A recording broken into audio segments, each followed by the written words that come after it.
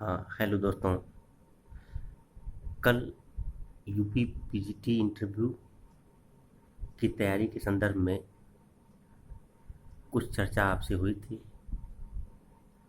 आज उसी चर्चा को हम लोग आगे बढ़ाएंगे।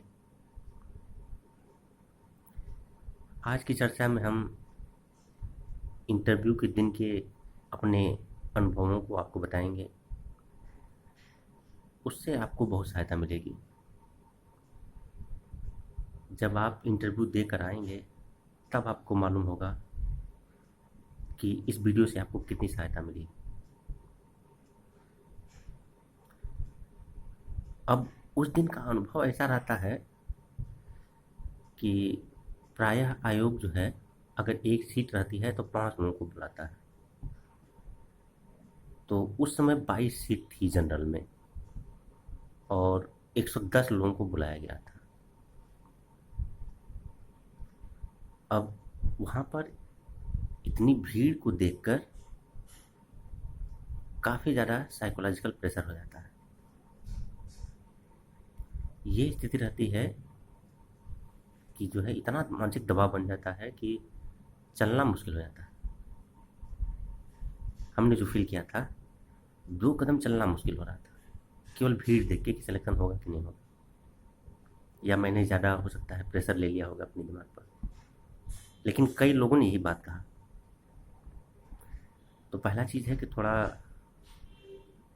ब्रीदिंग एक्सरसाइज इत्यादि करके ऐसा कोशिश करना है कि प्रेशर को नहीं लेना है। मैंने कुछ समय में अपने आप को काबू कर लिया था। थोड़ा सा सांस उठ लेने पर दिमाग के ऊपर से दबाव हट गया था। अब इंटरव्यू देने जब हम लोग गए थे तो इंटरव्यूअर कुछ क्वेश्चन पूछे कि भाई आप कहाँ से एमएससी किए हैं। उसके बाद जो है पूछे कि मैकेनिक्स आपको कौन पढ़ाता था, तो बताएगा। और फिर पूछे कि मैकेनिक्स की कौन से राइटर की किताब आप पढ़े थे। तो मैंने जो पीएचयू के टीचर थे उन्हीं का नाम बताया, उन्हीं किताब हम पढ़े थे। बोले किसी विदेशी राइटर का किताब का नाम बताइए जो है।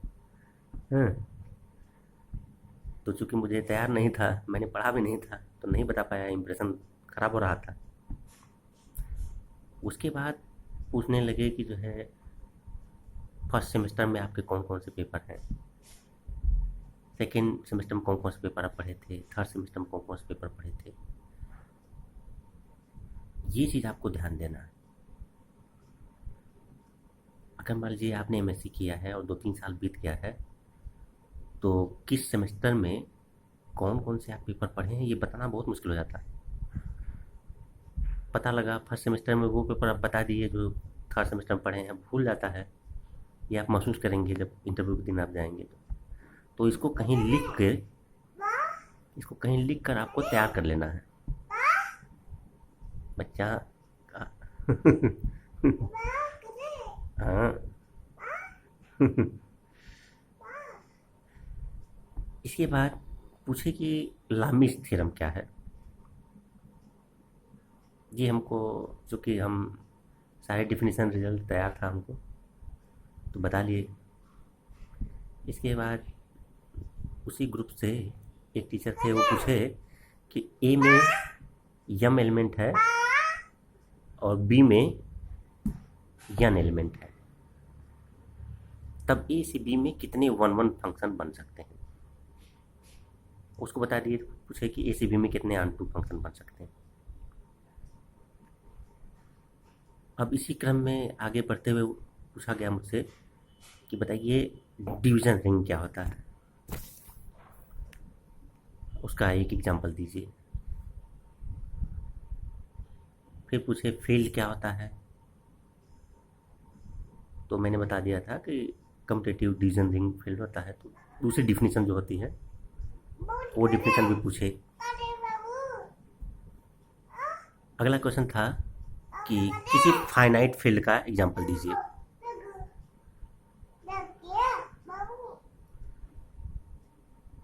उसको भी हमने बता लिया था। इसीलिए आपको डिफिनीशन, रिजल्ट और कुछ एग्जांपल्स हर डिफिनीशन पे कुछ एग्जाम्पल्स तैयार कर लेने हैं।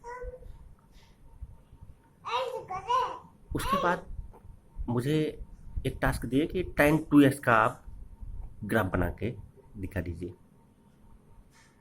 तो मैं आप लोगों को ये सलाह दूंगा कि आप जो है साइन कास टैन काट सेक कोसेक ये 6 ग्राफ तैयार कर लीजिए। साइन कास टैन का तो प्राय तैयार रहता है हम लोगों का, लेकिन सेक कोसेक का ग्राफ तैयार नहीं रहता है, इसलिए आप सेक कोसेक का ग्राफ तैयार कर लीजिए।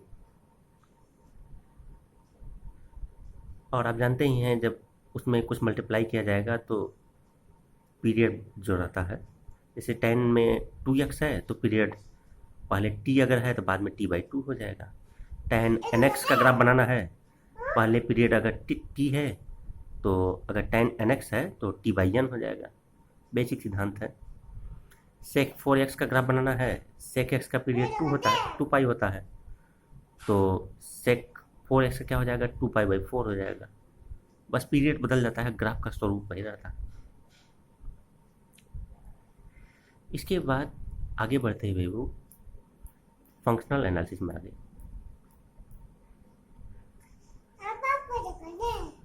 पूछे कि नाम लीनियर स्पेस क्या होता है, बना के स्पेस क्या होता है। फंक्शनल एनालिसिस में कुछ इम्पॉर्टेंट थ्योरम है, उन्होंने लगातार जो है एक क्रम में उनको पूछा मुझसे कि हान बनाक थ्योरम क्या होता है, ओपन मैपिंग थ्योरम क्या होता है, क्लोज ग्राफ थ्योरम क्या होता है। तो इनको आप तैयार कर लें।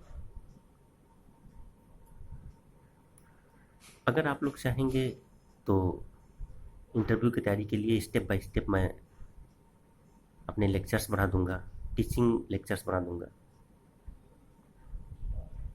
आप कमेंट करें।